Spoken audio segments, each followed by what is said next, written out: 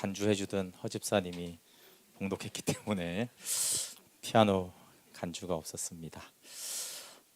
네, 오늘은 직분과 돈을 선물로 주신다라는 직분과 돈에 대한 말씀입니다.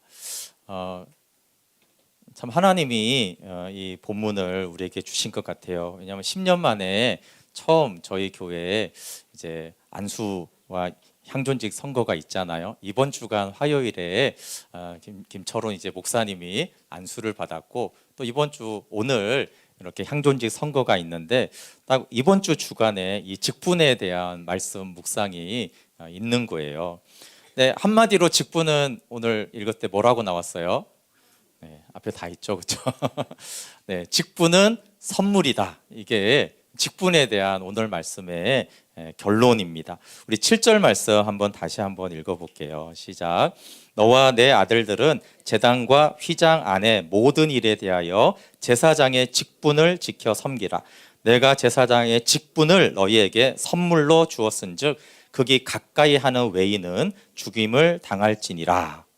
네, 제사장 직분, 굉장히 무거운 직분이죠. 어떻게 보면 영적 지도자고 또 중보해야 될 책임이 있고 아주 역할이 중합니다. 그런데 이 직분을 주시면서 부담을 주는 것이 아니라 선물로 주었다, 이렇게 말씀하고 있어요. 저는 제가 성경을 꽤 보는데도 사실은 이 본문이 몰랐었어요. 직분이 선물이다라는 것이 성경에 있었다라는 것을 제가 처음 이번 주 묵상하면서 들었어요. 여러분, 직분은 선물이다 이렇게 생각한 적 있으시고 들어보신 적이 계십니까? 저는 이제 한 번도 없었던 것 같아요. 왜냐하면 직분하면 그러면 사명 보통 생각이 나죠. 이번에 목사 안수식에도 이렇게 말씀을 목사님들이 나와서 권면도 하고 전하거든요. 그때 다 하는 어떤 주제들은 좀 사명감에 대한 말씀을 주로 하십니다. 그러다 보니까 이제 선물로 생각한 적이 없었어요. 그래서 이 말씀이 참 놀라운 말씀이구나. 그러니까 우리는 직분과, 사실 직분에는 이제 봉사라는 개념이 포함되어 있는데 보통 이제 좀 짐으로 심지어 느낄 때도 많죠. 그렇지만 하나님이 맡기신 것이니 짐이지만 맡아야지. 하나님이 나를 사랑하시니까 짐이지만 맡아야지, 이럴 때가 많아요. 그리고 보면은 이제 직분과 관련된 찬양들을 보면 주로 이제 사명감에 대한 것이 많습니다. 부름받아 나서니 몸 어디든지 가오리다. 아골골짝 빈들에도 복음 들고 가오리다. 오늘 한 것처럼 주님 다시 오실 때까지 나는 이 길을 가리라. 좁은 문 좁은 길 나의 십자가 지고 주님 내가 여기 있사오니 나를 보내소서. 가진 것 모두 다 주께 드리오니 주님이 홀로 가신 그 길 나도 따라가오. 모든 물과 피를 흘리신 그 길을 나도 가오. 험한 산도 나는 괜찮소. 바다 끝이라도 나는 괜찮소. 죽어가는 저들을 위해 나를 버리길 바라오. 이런 찬양들이 주로 헌신과 이제 직분에 대한, 부르심에 대한 찬양의 고백들입니다. 사명감, 어떤 주의 일, 이게 정말 가치가 있다. 영원한 일이다. 정말 사랑이 느껴지고 섬김이 느껴지고 숭고함이 느껴지지만 여기 모든 가사에 선물이라는 느낌은 좀 잘 안 들어요. 선물 그러면 바로 이제 직관되는 것이 기쁨이거든요. 선물을 딱 받으면 기쁘잖아요. 그렇죠? 근데 여기 이제 기쁨이라는 것보다는 어떤 숭고함, 사랑, 이런 것들이 주로 고백이 되어 있습니다. 선물을 주는 이유는 기쁨을 주려고 하는 것이죠. 우리가 이제 선물을 주는데 선물 자체를 주는 게 아니라 이 선물을 주어서 기쁘게 해주려고 우리가 선물을 주는 거예요. 그렇죠? 그러니까 선물을 딱 받았는데, 선물은 받았는데 안 기뻐해, 시무룩해. 그럼 이제 준 사람의 의도가 그 선물 자체를 받은 게 중요하지 않잖아요. 받고 시무룩하면 이 선물을 내가 왜 줬지? 쓸데없이 줬다, 이렇게 되는 거예요. 그러니까 선물을 주는 이유는 기쁨을 주려고 하는 거예요. 근데 하나님이 오늘 직분을 주는, 봉사를 주는 이유를 뭐라고 합니까?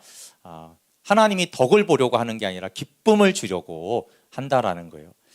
연약한 우리는 도움이 필요하지만 전능하신 하나님은 도움이 필요하지 않기 때문에 하나님은 직분을 세워서 덕볼 생각이 전혀 없으신 것이죠. 근데 우리에게 기쁨을 주기 위해서 직분을 주십니다. 여러분, 예수 그리스도라고 했을 때 예수는 이름이고요, 그리스도가 직분이에요. 그러니까 예수님도 직분을 받은 것이죠. 그리스도라는 직분을 받으셨어요. 근데 오늘 이 말씀에 근거하면 사실 십자가를 지고 부활하셔서 대속의 직분을 받았는데 그게 이제 예수님의 봉사직인데 이것을 받았을 때 예수님은 사명으로만 받지 않고 선물로 받았구나, 기쁨으로 받았구나라는 것을 알 수가 있는 것이죠. 그러니까 예수님이 나처럼 직분을 받고 나처럼 하나님께 복종하고 나처럼 그 기쁨을 누려라 이렇게 말씀하는 것입니다. 오늘 향존직 선거회를 하는데 여기에 선출이 되면은 뭘 받은 거라고요? 네, 하나님의 선물을 받은 것입니다. 하나님의 선물을 받은 것이죠. 선물 받으면 어때야 돼요? 기쁨이 충만해야죠. 그래서 드디어 죽었구나. 사실은 목회자들이나 선교사들이 그런 게 많죠.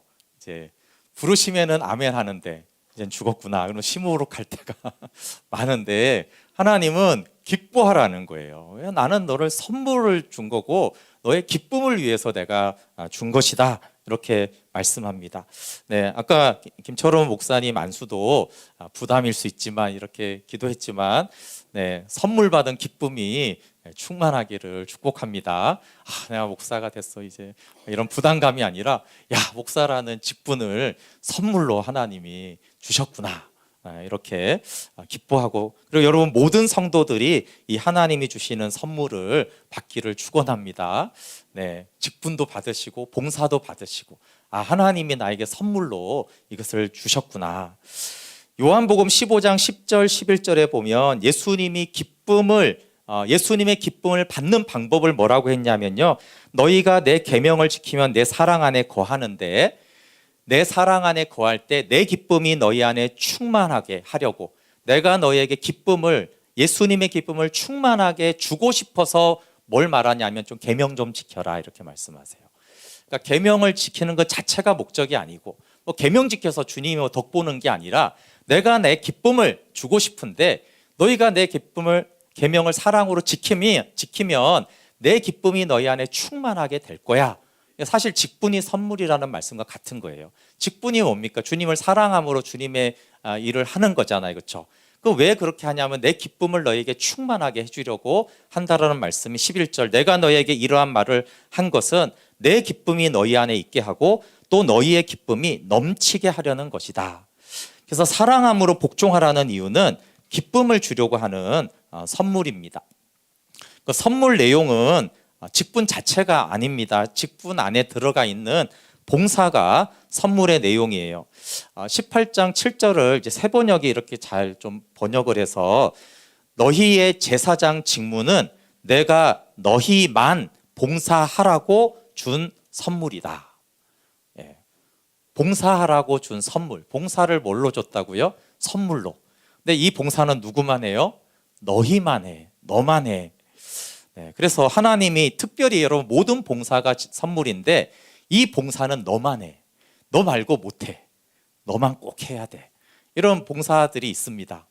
다른 사람이 할 수 없는. 근데 그거에 대해서 너만 봉사라고 내가 주는 거야.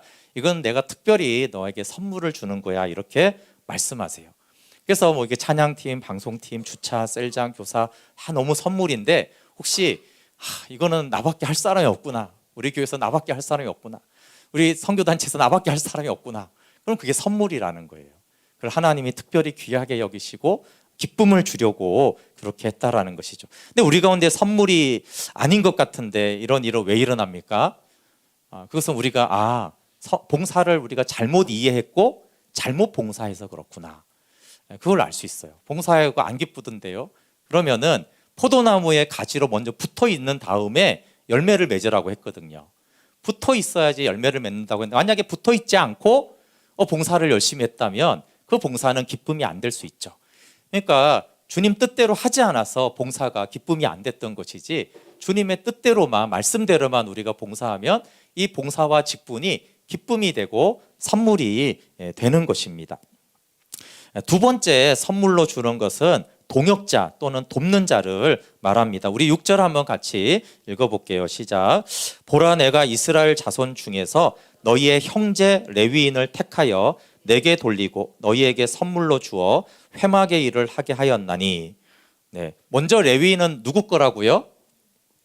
예, 내 것이다 이렇게 말씀하세요. 일단 레위인은 내 것이야. 근데 내게 돌렸는데 내가 너희에게 선물로 레위인을 주겠다 이렇게 말하는 거예요.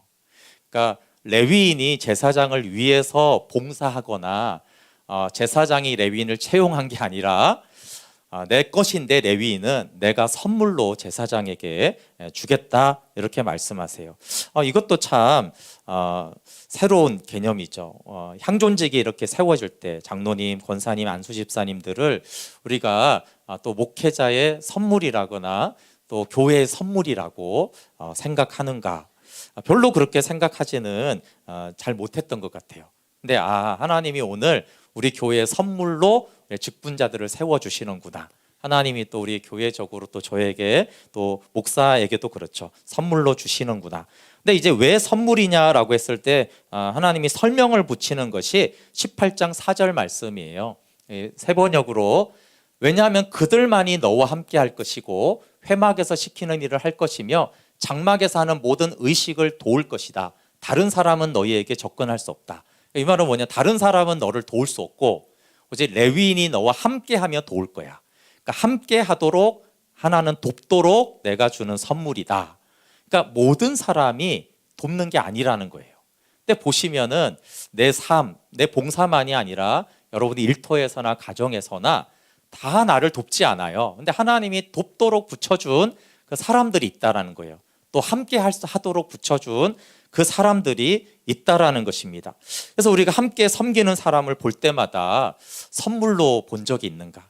저는 당연히 봉사자나 직분자들을 참 귀한 분들이다, 감사하다 이렇게는 생각했는데 하나님 주신 선물이다 이렇게는 생각하지 못했던 것 같아요. 근데 여러분 함께 섬기는 것은 우리 예를 들면 셀이 함께 하잖아요. 그 많은 사람 중에 요 셀이 함께 하잖아요. 또 교사들을 함께 그 교사를 하잖아요. 함께 찬양팀을 하고 또 함께 목회자가 되고 또 더 넓게는 이런 직장에서 여러분을 돕는 사람, 함께 해주는 그 사람을 하나님이 붙여주시고 학교에서도 그렇게 할 때 이게 하나님이 보내주신 선물이구나 이렇게 하나님이 받으라는 거예요. 그리고 그 선물은 뭐라고요? 볼 때마다 기쁘잖아요. 그러니까 저 선물이구나 그러면 기쁘잖아요, 그렇죠? 그러니까 선물을 볼 때마다 기뻐하듯이 하나님이 돕도록 본 사람들 볼 때마다 기뻐하라는 거예요. 내가 너한테 준 선물이다라고 하는 거예요. 그래서 선물이 이게 두 가지 나오는데 직분과 봉사를 맡기는 것이고 하나는 도와주는 돕는 자를 붙여줬다라는 것이 하나님이 준 선물입니다. 그리고 이제 넓게 이제 직분과 돕는 자를 하나로 이제 묶으면은 직분 다음에 6절, 7절 다음에 바로 8절부터 말씀하는 게 뭐냐 하면 내용이 돈에 대한 말이에요. 수입, 생활에 대한 말이지만 그냥 간단하게 그냥 돈에 대한 말씀이 나옵니다. 그러니까 직분만 선물로 주는 것이 아니라 하나님이 생활할 수 있도록 돈도 하나님이 준다라는 말씀이 이어서 나옵니다. 근데 우리가 이제 돈에 대한 하나님의 오늘 말씀을 보기 전에 돈의 영적인 기능에 대해서 먼저 좀 알면 좋을 것 같아요. 이렇게 보다 보니까 유기성 목사님이 이런 주제로 짧게 설교를 했더라고요. 왜 예수 믿는데 가난한가? 이런 제목이 있어요.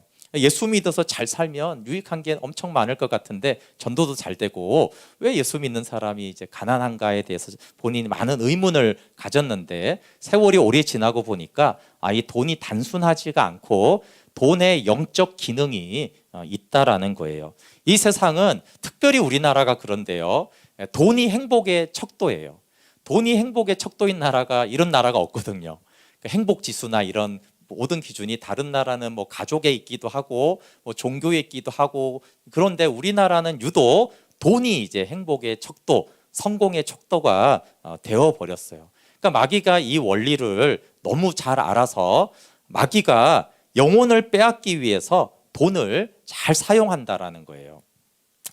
그래서 디모데전서 6장 9절부터 11절에 보면 그러나 부자가 되기를 원하는 사람은 유혹과 올무와 여러 가지 어리석고도 해로운 욕심에 떨어집니다. 이런 것들은 사람을 파멸과 멸망에 빠뜨립니다. 돈을 사랑하는 것이 모든 악의 뿌리입니다. 돈을 쫓다가 믿음에서 떠나 헤매기도 하고 많은 고통을 겪기도 한 사람이 더러 있습니다. 하나님의 사람이여, 그대는 이 악한 것들을 피하십시오. 의와 경건과 믿음과 사랑과 인내와 온유를 쫓으십시오. 네, 여기 돈이 나쁘다거나 부자가 나쁘다는 말이 없습니다. 근데 뭐가 나쁘다고 그럽니까? 부자가 되기를 원하는 거예요. 여기서 원하면 욕심을 말합니다. 부자가 되기를 욕심내고 탐심으로 부자가 되기를 원하는 거예요. 그러면은 그 사람은 파멸과 멸망에 빠지게 된다라고. 그러니까 돈을 사랑해서 돈을 쫓다가 보면은 믿음에서 떠나서 믿음을 방황하고 고통을 받는 사람들도 있다라는 거예요. 그래서 돈의 열매가 두 가지가 있는데, 돈의 열매 하나는 돈 때문에 하나님을 믿고 행복하고 즐겁고 섬기고 나누고 구제하고 선교하는 사람이 있어요. 근데 어떤 사람은 여기 뭐라고 하냐, 돈 때문에 파멸하고 멸망하고 신앙을 방황하고 고통에 빠지는, 이 돈의 열매가 두 가지로 나타난다는 거예요. 그러니까 우리는, 한국은 워낙 돈은 행복을 준다, 돈은 즐거움을 준다 이렇게 생각하지만, 그렇지 않고 돈은 한쪽으로는 마귀가 사용해서 믿음과 또 실제 삶에서도 파괴와 멸망을 주고, 한쪽은 믿음을 세우고 열매를 주고 행복하게 하고 섬길 수 있는 두 가지 열매가 돈을 벌었을 때 난다라는 거예요. 가난을 말하는 게 아닙니다. 돈이 들어왔을 때 두 가지 열매가 생긴다라는 걸 알아야 된다. 그래야지, 돈이 들어오면 무조건 좋다, 이게 너무 아니라는 거예요. 돈은 들어와서 너무 좋을 수도 있고 너무 악할 수도 있다라는 것을 알아야 된다라는 것이죠, 돈이. 그러면 이제 하나님도 돈을 사용합니다. 어떻게 사용합니까?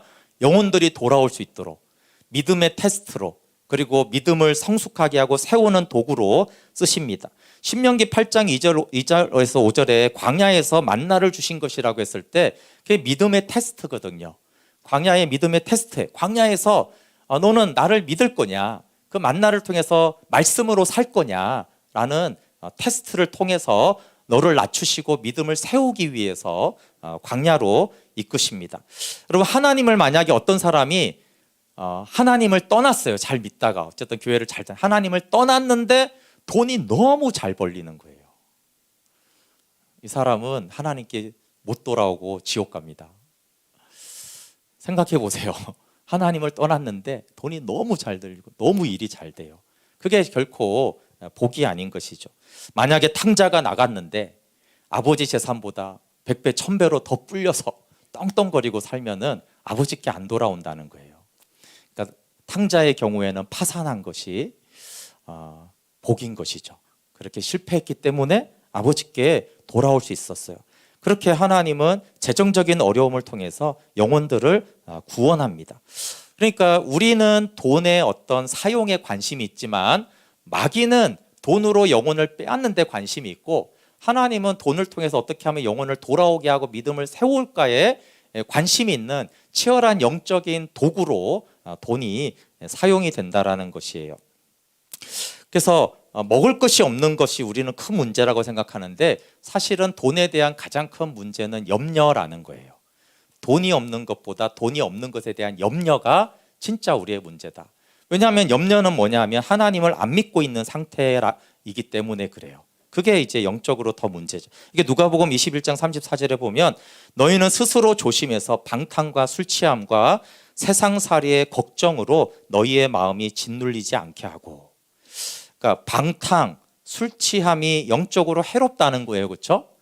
근데 이것만큼 똑같이 나열한 게 생활의 염려다.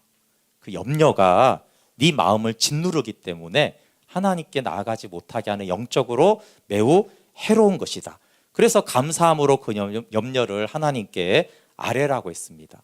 하나님이 공급하시고, 내가 하나님을 사랑하고 먼저 하나님 나라를 구하면 하나님이 공급하신다라는 믿음의 훈련을 해야 되는 것입니다.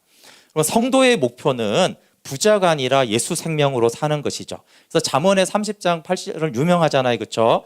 나로 가난하게도 마옵시고 부하게도 마옵시고 오직 필요한 양식으로 내게 먹이시옵소서. 왜 이런 기도를 합니까? 그러니까 신앙생활을 가장 잘할 수 있을 만큼만 돈을 달라는 거잖아요, 그렇죠? 그러니까 하나님, 저 믿음이 약해서 너무 돈이 없으면 제가 혹시 염려하고 그래서 믿음에서 떠날까 두렵고 혹시 너무 부자가 돼서 교만해져 가지고 이제 기도하지도 않고 하나님께 간구하지도 않는 그런 교만한 자가 되지 않도록 해주시고 하나님이 저의 믿음을 아시오니 제 믿음에 딱 맞게 필요한 것들을 더하여 주십시오.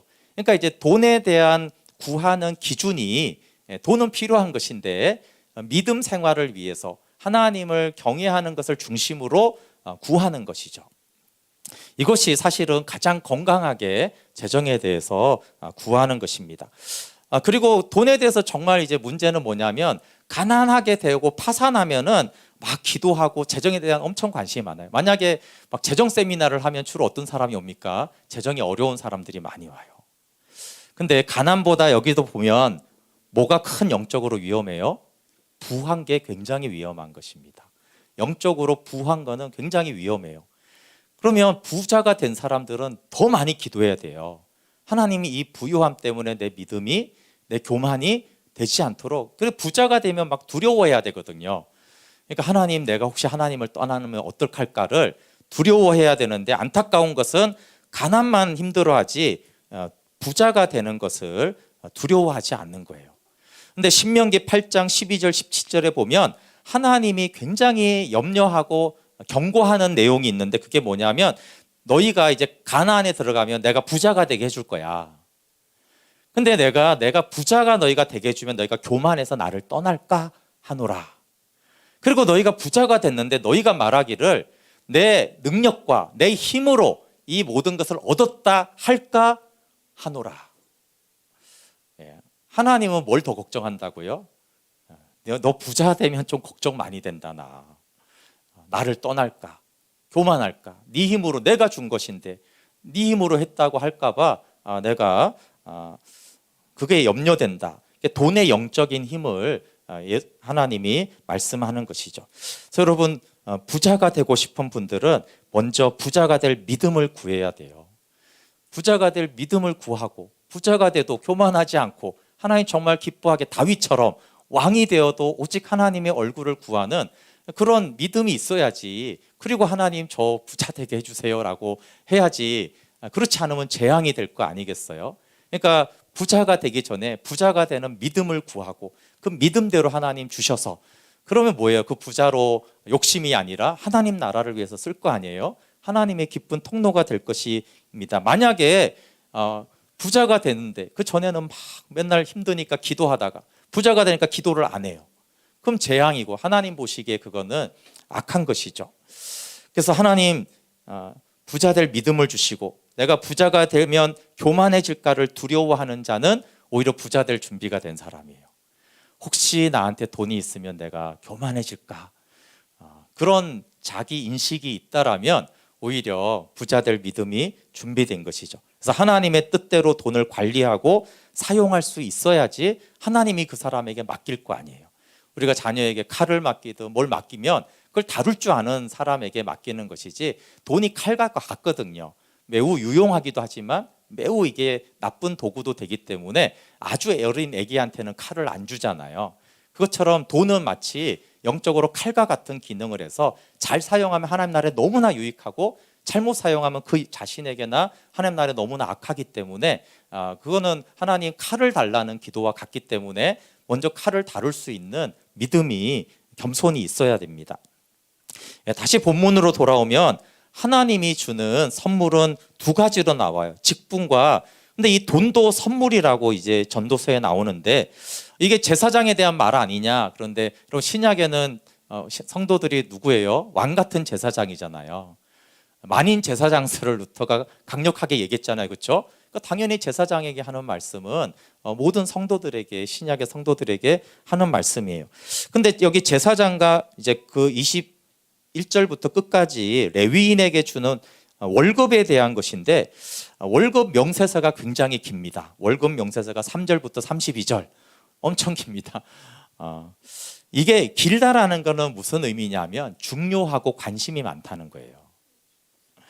하나님이 우리의 수입의 사용 방법에 관심이 많다라는 거예요. 하나님은 우리가 돈을 어떻게 벌고 얼마나 벌고 어떻게 사용하고 그런 것에 대해 관심이 많아요. 그래서 간단하게 할 수도 있는 거잖아요. 그렇지 않습니까? 쉽게 말해서 백성들이 가져온 것 중에 화제로 말고는 다 너희 거야. 솔직히 이 말이에요. 그럼 딱 한마디면 끝나는 것인데 이렇게 계속 조목조목 재물 종류마다 말하면서 너에게 네 것이다. 너에게 주었다. 영원한 몫이다. 돌리겠다. 11번이나 말을 합니다. 11번이나. 그러니까 뭐예요? 월급 500만 원 이런 게 아니라 주거비로 이렇게 하고 음식값은 이렇게 하고 보험비는 이렇게 내고 교육비는 이렇게 네가 충당하고 내가 너의 용돈은 이렇게 하고 네가 통신비는 이렇게 하라. 이렇게 조목조목 이렇게 항목으로 계속 이렇게 주시는 거예요. 그리고 강조법이 많이 사용이 돼요. 첫 번째 길어서 강조고 관심이 많고, 두 번째 8절, 11절, 19절 세 번이나 영원한 몫의 양식이라고 하는, 영원한 몫, 영원이라는 걸 붙여요. 그러니까 그냥 몫이면 1년 동안 공급받다가 월급은 끊어질 수도 있는 거잖아요. 근데 영원한 뭐예요? 너 죽는 바로 그날 그 순간까지 내가 너에게 주겠다라는 강조법을 쓰고, 가장 강조법이 소금 언약이죠. 언약을 맺어요. 그리고 언약은 항상 하나님께 너무나 중요하기 때문에 언약을 깨트리는 하나님은 하나님이 아닙니다. 그러니까 이거는 반드시 할 수도 있고 안 할 수도 있는 게 아니라 반드시 너에게 하는 약속이라는 거예요. 그래서 강조, 재정에 대한 공급을 이렇게 많이 강조하고 있습니다. 그리고 이제 재정을 두는 방법에 대해서는 하나님이 사람을 통해서 준다고 하고 있어요. 아까도 레위인을 어떻게 한다고요? 레위인은 하나님이 받으시고 하나님이 선물로 줍니다. 그럼 이 재물은 하나님이 받았잖아요, 그렇죠? 그러니까 하나님 것이에요, 그렇죠? 하나님의 것을 제사장에게 수입으로 선물로 주는 것입니다. 근데 어떻게 주냐 하면은 사람을 통해 줍니다. 우리 8절 말씀 한번 읽어볼게요. 18장 8절. 여호와께서 또 아론에게 이르시되 보라, 내가 내 거제물, 그렇죠? 내가 내 거제물입니다. 제 백성들이 가져온 거는 하나님 거예요. 곧 이스라엘 자손이 거룩하게 한 모든 헌물을 내가 주관하게 하고 내가 기름 부음을 받았으므로 말미암아 그것을 너와 내 아들들에게 영구한 몫의 음식으로 주노라. 그러니까 내가 주노라 이렇게 돼 있는 거예요. 여러분, 이게 하나님이 주는 것과 백성들이 가져오는 것이 내 양식이 되는 것은 큰 차이가 있습니다. 육안으로 볼 때 똑같죠. 근데 백성들이 가져오는 것이 네 재물이 되면은, 백성들이 재물을 안 가져오면 제사장은 굶는 거예요. 그렇죠? 그러니까 공급이 백성들에게 달린 거예요. 그런데 내가 내 것을 너에게 준다라고 했을 때는 백성들이 만약에 재물을 안 드리면 어떻게 될까요? 백성들이 가져오는 게 수입인데 안 가져오면 어떻게 되겠어요? 수입이 있습니다, 여러분. 이게 큰 차이예요. 어떻게 재물이 없는데 수입이 있습니까? 그러면 만나는 어떻게 왔습니까? 하나님이 주겠다고 약속했는데, 아니 기껏 백성들이 믿음이 없어서 재물 안 가져온다고 하나님이 너 주겠다고 약속을 했는데 그게 안 줍니까? 만나를 내리든 메추라기를 막 1m씩 쌓아서 주든 오병이어는 어떻게 일어난 거예요?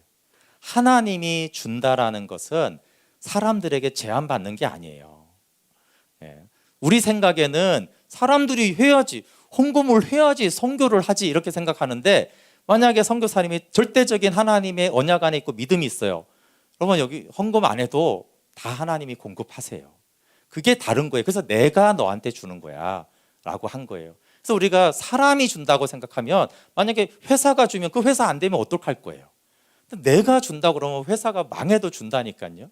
그래서 내 것을 준다라는 말씀이 굉장히 기억해요. 중요합니다. 하나님이 주심을 우리가 믿어야 돼요. 이 부분이 이제 굉장히 중요한데, 여러분, 첫 번째 하나님이 어떻게 돈을 주냐 하면은 재물 얻을 능력을 주십니다. 재물 얻을 능력. 아까 말한 신명기 8장 17절인데 부자가 된 후에 하는 말씀이에요.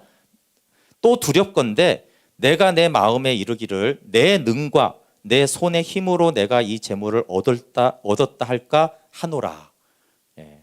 이게 하나님의 걱정거리예요. 그래서 하나님은 가난한 게 문제가 아니라, 근데 18절에 이렇게 말했죠. 내 하나님 여호와를 기억하라. 그가 내게 재물 얻을 능을 주셨음이라. 이같이 하심은 내 열조에게 맹세하신 언약을 오늘과 같이 이루려 하심이라. 돈과 관련해서, 여기 재물 얻을 능력만 중요한 게 아니라 돈과 관련해서 여호와를 기억하라 이 말씀이 굉장히 중요한 거예요. 돈을 생각할 때 너는 여호와를 기억해야 돼. 왜 그래요? 그 여호와가 재물 얻을 능력을 주는 거야. 여러분, 우리가 재물을 얻으려면 건강해야 되고 기술이 있어야 되고 지식이 있어야 되고 취업해야 되고 아이디어가 있어야 되고 사람과 관계들을 해야 되잖아요. 만남이 있어야 되잖아요. 그렇죠? 그 모든 능력을 내가 주었다라는 거예요. 근데 재물 얻을 능력을 왜 주는가를 설명해요. 뒤에 그냥 주는 게 아니에요. 왜 내가 너에게 재물 얻을 능력을 주냐 하면 언약을 이루기 위해서 그래.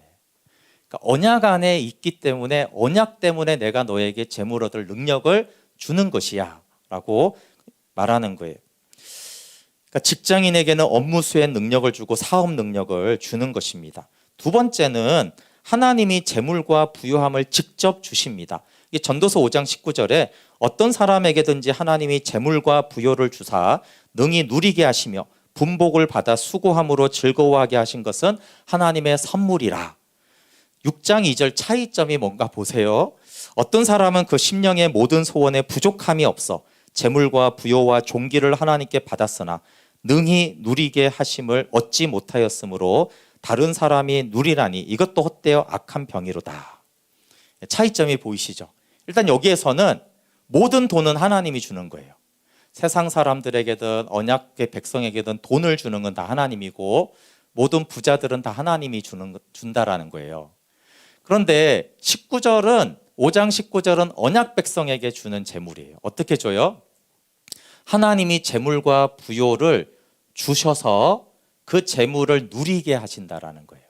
그것은 하나님이 선물로 준 거라는 거예요. 그런데 밑에 6장 2절에는 어떤 사람은 소원에 부족함이 없이 부자가 됐어요. 그리고 존귀하기까지 됐어요. 부자가 돼서 너무 존귀해져서 세상에서. 그런데 하나님이 누리게 하지 못하면 누리지 못해요. 그것은 헛되고 악한 일이다. 악한 병에 불과하다라는 거예요. 그러니까 하나님은 재정에 대해서 아까 재정을 주는 것 자체는 복이 아닙니다. 그건 악이 될 수도 있고 복이 될 수도 있는데 하나님이 재정을 주시면서 이 재정을 누리게 하시는 것, 이게 하나님의 선물로 주는 재정이에요. 그리고 이제 아까 말한 A타입과 B타입이 좀 있습니다. 아까 재물 얻을 능력을 주는 방식으로 하나님이 공급하는 사람이 주로 사업하는 사람들이나 직장 생활을 하는 사람이에요. 하나님이 이 사람들이 언약 안에 있을 때 재물 얻을 능력을 주는 거죠. 그 다음에 이제 이 B타입은 누구예요? 주로 어쨌든 주로 사역자들, 그렇죠? 파산한 사람들, 실업자들. 정말 하나님이 직접적으로 재정을 공급하는 방식도 사용하시고 하나는 재물 얻을 능력을 주셔서 재정을 공급하는 두 가지 방식으로 하나님이 재정을 공급하십니다. 근데 우리가 이 두 번째가 되면 안 된다는 거예요. 그냥 돈만 벌고 누리지 못하고 헛된 그런 것이 아니라 하나님이 공급하셔서 하나님 뜻 안에서 있어서 누리게 하시는 재정이 돼야 된다는 것이죠. 그럼 하나님이 주는 돈이 하나님의 것 맞습니다. 회사 돈 아닙니까? 회사 돈? 여러분 스마트폰을 판 수익 돈은 누구 겁니까? 스마트폰을 팔면 삼성 겁니까? 삼성 것도 맞습니다. 근데 하나님 것도 맞습니다. 스마트폰 만든 재료들은 다 어디서 왔습니까? 다 하나님이 창조해서 주신 거잖아요. 그 기술을 만드는 사고력은 누가 줬어요? 그리고 양자 역학이 원자의 역할이 있어야지 핸드폰이 만들어지는데 원자는 누가 만들었고 원자의 원리는 누가 만들었어요? 다 하나님이 하신 거잖아요. 그래서 하나님이 야 그건 내 거야. 근데 넌 그냥 조립을 했구나. 조립을 했으니까 네 것도 인정하는데 그거 사실상 99% 내 거지. 네가 1% 그걸 좀 가공을 해가지고 했구나. 그러니까 어떻게 말하면 하나님 거기도 하고 삼성 거기도 하죠. 그러니까 제 말은 모든 재정은 하나님 것이라고 했을 때 이거는 그 믿음으로 말하는 게 아니고 실제라는 거예요. 그렇지 않습니까? 그건 내 거야 라고 했을 때 누가 그건 내 겁니다 할 게 있었겠어요. 음식을 만들어 팔았는데 그 음식 재료가 어디서 나오고 그 양식을 곡식을 누가 키웠어요. 그렇죠? 그러니까 그거 내 거, 그 빵은 내 거다 이렇게 말씀하면 그건 전혀 틀린 것이 아닌 것이죠. 그래서 월급을 받을 때, 음식을 먹을 때 하나님이 주신 것임을 알고 사용해야 돼요. 그게 10절 말씀이 있어요. 여러분 18장 10절도 중요한데 10절은 사용에 대한 것인데요. 받는 것 한번 같이 읽어볼게요. 시작. 지극히 거룩하게 여김으로 먹어라. 이는 내게 성물인즉 남자들이 다 먹을지니라. 지극히 거룩하게 여김으로 먹어라. 그러니까 그냥 먹으라고 하지 않고 너희는 이렇게 먹어야 돼라고 하는 거예요. 그럼 오늘날에 어떻게 해요? 커피를 먹을 때 어떻게 한다고요? 하나님의 공급으로 커피를 먹는구나. 그래서 오늘 가서 커피 한 잔 사 먹어야지. 그렇게 하지 말라는 거예요. 하나님 오늘 커피 한 잔 사 먹겠습니다. 보고를 해야죠. 누구 거니까? 물론 내 거긴 하지만 하나님 거니까 보고하고 사 먹으라는 거예요. 용돈을 줄 때 어떻게 해야 돼요? 야, 아빠가 얼마나 고생해서 용돈 주는지 알아? 이렇게 하는 게 아니라 하나님 용돈 좀 주겠습니다. 네, 하나님 거니까 하나님 거를 주라는 거예요. 그게 오늘날의 거룩히 여김으로 먹으라는 거예요. 그러니까 돈을 사용할 때 너희가 그냥 사용하면 안 돼. 거룩하게 사용해야 되는데 그거는 하나님이 내가 너에게 선물로 준 것임을 알고 사용해야 된다라는 것이에요. 그래서 여러분 오늘날에는 많이 없어졌는데 옛날 어르신들은 밥 먹을 때만 3번 기도하는 게 아니라 뭐만 먹으면 기도해요. 보셨죠? 과자 하나 줘도 잠깐 이렇게 기도하고 먹는 거예요. 사실은 굉장히 좋은 습관이죠. 하나는 하나님 감사합니다. 그리고 거기서 기도하면 좋은 게 뭐예요? 하나님이 주셨군요. 분명히 그 앞에 사람이 줬어요. 그렇죠? 물론 그 사람이 줬으니까 감사하지만 그러나 동시에 그거는 하나님이 이 사람을 통해 줬으니까 하나님 감사합니다 하고 차를 마시는 거예요. 그게 늘 이제 하나님의 공급에 대한 고백인 것이죠. 예수님은 그것을 먼저 그 나라와 그 일을 구하면 이 모든 것을 더하신다라고 하셨어요. 설교를 마쳐야 되는데 가장 중요한 본문이 여기 나왔어요. 그럼 왜 제가 이 긴 설교를 하고 왜 하나님이 8절부터 32절까지 길게 재정에 대해서 생활에 대해서 말하냐면 사실 20절 말씀 때문에 하는 거예요. 18장 20절 같이 읽어. 이것 때문에 사실은 하나님 말씀하는 거죠. 같이 읽었고요. 시작. 여호와께서 또 아론에게 이르시되 너는 이스라엘 자손의 땅에 기업도 없겠고 그들 중에 아무 분깃도 없을 것이나 내가 이스라엘 자손 중에 내 분깃이요 내 기업이다. 내가 너의 기업이다. 이 말 하고 싶어서 주님이 이렇게 길게 말씀하신 거예요. 그러니까 무슨 뜻이냐면 하나님이 어떤 사람에게 돈을 주냐 하면 한마디로 말하면 뭐라고요? 하나님이 내 기업입니다. 그래? 그럼 내가 돈을 주지. 이렇게 된다는 거예요. 근데 하나님 내 기업 아닙니다. 나는 내 힘과 내 능력으로 벌어야겠습니다. 그럼 네가 벌어라. 둘 중에 하나 되겠지. 부자 돼서 망하든지 가난해서 망하든지. 그렇죠? 돈 있어도 누리지 못하면 쓸데없잖아요. 근데 내가 돈도 주고 누리게도 하는 사람인데 그게 누구냐면 하나님이 내 기업이라는 거예요. 하나님이 내 공급자. 분깃은 무슨냐면 활당, 목, 토지 이런 뜻이고 기업은 상속, 재산, 유산, 소유 이런 뜻이에요. 그러니까 하나님이 내 재산입니다. 이렇게 말하는 거예요. 남들이 가진 것은 없어도 하나님이 내 재산이고 수입이고 유산이고 토지고 월급이다. 이렇게 믿는 그 사람에게 공급하죠. 그리고 왕 같은 제사장은 일터가 하나님의 성소입니다. 또 부흥 테이프에 이무아 씨가 불렀던 이런 찬양이 있어요. 온 땅은 하나님의 성소, 내가 선고 거룩한 땅, 너는 이제 너의 신을 벗고 주님을 섬기라. 온 땅은 하나님의 성소, 하늘 은혜 열리는 땅, 너는 이제 너의 힘을 다해 주님을 섬기라. 이 땅은 하나님의 동산, 주가 주신 소명의 땅, 너는 이제 손에 쟁기 잡고 주 위에 일하라. 이 땅은 하나님의 동산, 하늘 열매 열리는 땅, 너는 이제 너의 삶을 다해 주 위에 일하라. 이 가사의 전체는 교회에서 봉사하는 얘기하는 거 아니에요. 온 땅은 하나님의 성소니까 너는 쟁기를 잡고 주의 일에 힘쓰라는 거예요. 일터에서 일하라는 얘기예요. 하나님이 이 회사 보냈고 이 회사 주관하고 하나님 이 회사를 통해 월급을 주시니까 나는 주님을 위해 주님과 함께 이 회사에서 일하겠습니다. 이렇게 하는 것이죠. 하나님이 나의 기업, 수입, 재산이라고 믿으면 하나님이 공급하시고 이걸 믿지 않 20절이 안 믿어지면 나머지는 다 상관없는 말씀이에요. 안 믿는 사람도 돈 법니다. 아까 말했잖아요. 아까 나왔잖아요. 하나님 돈은 벌어요. 근데 그것은 하나님이 준 선물은 아니에요. 그래서 믿는 자는 선물로 받아야지 내 능으로 벌면은 재앙이라는 거예요. 선물로 재정을 공급받는 자, 물론 수고하지만 제사장이 일하잖아요. 그런데도 선물로 받는 자는 재정과 함께 그 재정이 복이 되게 한다라는 뜻이에요. 그래서 내 힘으로 돈 벌고 내 힘으로 누리는 거는 아까 전도서 6장 이제 불가능하다는 거예요. 인간은 내 힘으로 돈을 버는 데까지 할 수 있지만 누리는 거 못해요. 쉽게 말해서 염려 안 하고 부자 있어요? 염려 안 하는 부자 있습니까? 없잖아요. 예, 뭐 100조를 가져도 염려합니다. 사람들이 인정 엄청 신경 씁니다. 트위터 해야 되고. 근데 누리는 부자는 하나님이 주셔야 된다는 거예요. 누리는. 가난해도 누리는 것은 하나님의 선물이에요. 예, 부가적으로 이제 사실 그 뒤에 부분은 이제 레위기에 대한 부분인데 또 민수기 18장 19절 짧게 한번 보고 마칠게요. 19절 볼게요. 18장 19절 시작.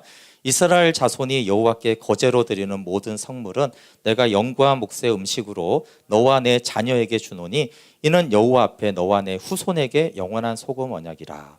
네, 여기 당연하지만 자녀의 필요도 부모의 믿음으로 공급한다라고 나왔어요. 당연한 것 같지만 하나님이 너와 내 자녀에게 그리고 네 후손에게 내가 공급하겠다라고 말씀하셨어요. 그러니까 부모가 자녀에게 주는 큰 선물 중에 하나가 뭐라고요? 인생은 네가 네 능력으로 버는 거야 이렇게 하지 말라는 거예요. 하나님이 너를 돌보시고 너의 필요를 채운다. 물론 너는 레위인처럼 제사장처럼 자기 직무에 성실해야 된다. 그래서 하나님이 나의 기업이라는 믿음을 전수하라는 거예요. 이 내용은 네 자녀도 먹이잖아. 그러니까 네 자녀도 하나님이 내 기업이라는 믿음을 가지고 그렇게 살아야 된다라는, 그리고 자녀의 필요를 하나님이 공급하지 내가 자꾸 내 힘으로 자녀를 그렇게 공급하는 것이 아니라는 거예요. 하나님이 주셔서 자녀를 양육할 수 있는 것이고, 마지막으로 11조에 대한 말씀도 이것도 참 너무 귀했어요. 18장 32절에 같이 읽어볼게요. 시작. 가장 좋은 부분을 들어 올려 바침으로써 너희는 이 일에 죄를 짓지 아니할 것이다. 너희는 이스라엘이 바친 거룩한 제물을 더럽히지 않도록 하여라. 그래야만 너희가 죽지 않겠다. 현대사회는 특히 이체도 하기 때문에 11조가 정말 10분의 1이 된 게 너무 많아요. 근데 하나님은 10분의 1이 11조가 아니라 가장 귀한 것을 드리는 것이 11조다. 근데 이게요, 선택이 아니라는 거예요. 가장 귀한 것을 안 드리면 이게 너에게 죄가 된다. 그러니까 하나님께는 가장 좋은 것을 드려야 된다. 왜 가장 좋은 것을 드려야 될까요? 첫 번째는 구원자기 때문이면 그게 아니어도 재물 얻을 능력 자체를 내가 줬잖아. 아니면 직접적으로 내가 재물을 너한테 줬잖아. 그러면 그 분한테 가장 좋은 거를 먼저 드리고 감사하다고 해야 되는 것이죠.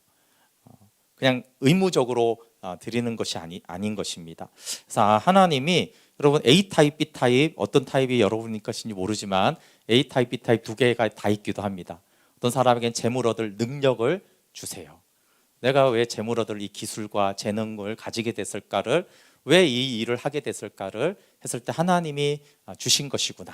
그리고 이제 저거는 이제 목회자기 때문에 하나님 직접 주는 것도 많이 경험을 했어요. B타입이 있습니다. 하나님 놀랍도록 어떻게 이런 방식으로 직접적인 재정의 공급. 그렇지만 중요한 거는 재정의 공급이 아니고 초점이 어디 있어야 된다고요? 하나님이 내 기업이므로 선물로 받고 싶습니다. 그래서 여러분 꼭 재정을 구할 때 하나님 저는 선물로 재정을 공급받고 싶습니다. 돈 있고 못 누리면 그거 다 헛된 것이죠. 하나님이 선물로, 그러니까 직분도 선물로 주고 재정도 선물로 받아야지만 그게 복된 것입니다. 하나님이 내 기업이라는 믿음으로 우리 찬송가하고 같이 기도할게요.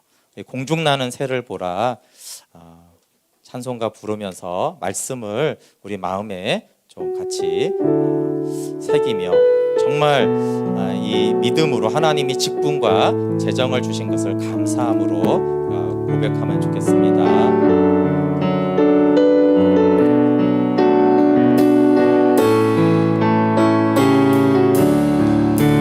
공중 나는 새를 보라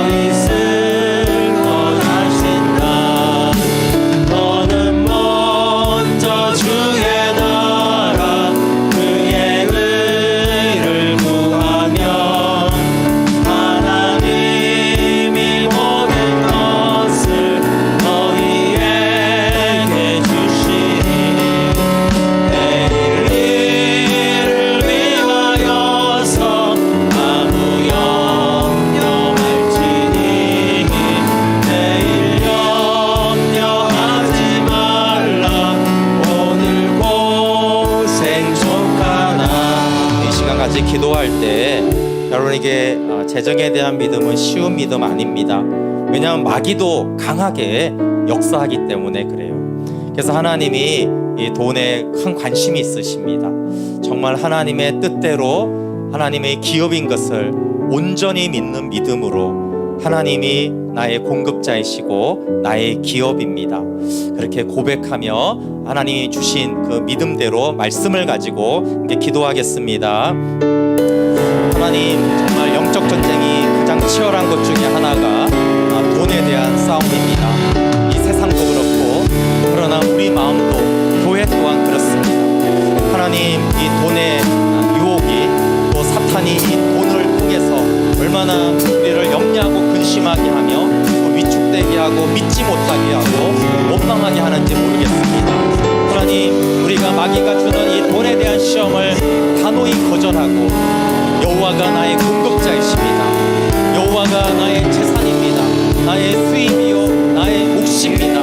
하나님, 이 믿음으로 하나님이 공급하신다라는 말씀, 하나님이 내가 주노라 하시는 내가 언약 성취를 위해서 언약을 위해서 내가 너에게 준다라는 이 굳건한 믿음으로 하나님, 우리가 이 말씀에 아멘함으로 하나님 실제적인 우리의 삶 속에서 우리의 직장에서 사업터에서 하나님, 우리가 재물 얻을 능력을 주시는 하나님, 또 직접 재정을 공급하시는 그 하나님을 선물로 믿음으로 받는 은총을 허락하여 주시고 우리가 재정을 다룰 수 있는 믿음이 있게 하여 주시옵소서.